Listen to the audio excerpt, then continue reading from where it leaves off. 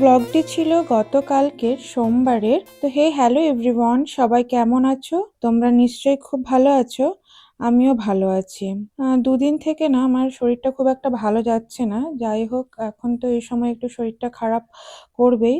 তবুও মানে অনেকক্ষণ ধরে দাঁড়িয়ে বা এরকম কোনো বড় ভিডিও আমি করতে পারছি না। তবুও চেষ্টা করছি ছোট ছোট করে ভিডিও করার।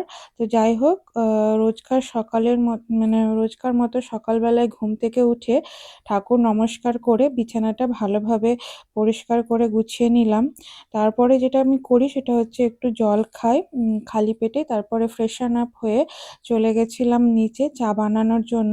রোজ দিন তো চা বানাই না, মাঝে মধ্যে ইচ্ছে হলেই চা বানাই। তো এখানে আমি সবার জন্যই চা বানাচ্ছিলাম।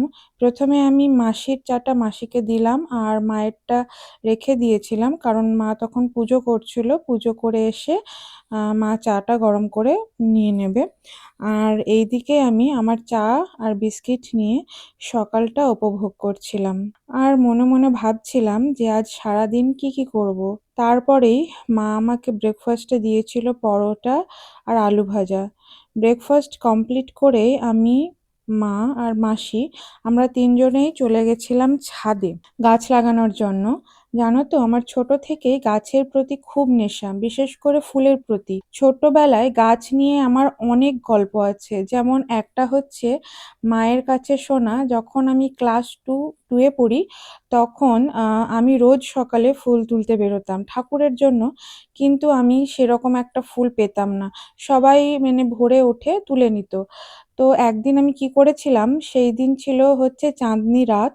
আর রাত্রি বাজে তখন 2:30 নাগাদ। তো চাঁদের আলোয় আমি বুঝতে পারিনি, মনে করেছি ভোর হয়ে গেছে। দিয়ে ওই রাত্রিবেলায় আমি দরজা খুলে বাইরে বেরিয়ে গেছি ফুল তুলবো বলে। এরপরে যখন বাবা মায়ের ঘুম ভেঙেছে, তখন দেখছি আমি তো মানে ওদের পাশে শুয়ে নেই। তো এইদিকে মেন দরজাও খোলা। তখন তো বাবা মায়ের ভয় হয়ে গেছে যে এত রাত্রে মেয়েটা কোথায় গেল। তারপরে তো বাবা মা বাইরে বেরিয়ে আমাকে খোঁজাখুঁজি শুরু করে। এবার কোথাও খুঁজে পাচ্ছিল না। তারপরে তারা লক্ষ্য করে যে পাশের বাড়ির মানে যেই পাশের আমাদের, তখন আমি দুর্গাপুরে কোয়ার্টারে থাকতাম। তো তখনই এবার পাশের বাড়ি মানে যে কোয়ার্টারটা ছিল সেখানে একটা জবা গাছ ছিল।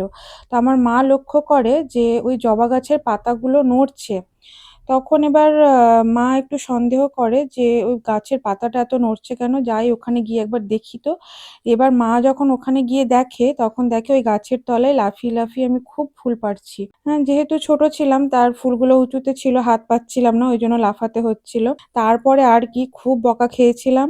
আর আমাকে ভয় দেখানো হয়েছিল, ভূতের ভয় দেখানো হয়েছিল তারপর থেকে, যাতে আমি আর বাইরের মানে না বেরিয়ে যাই রাত্রিবেলায় ফুল তোলার জন্য।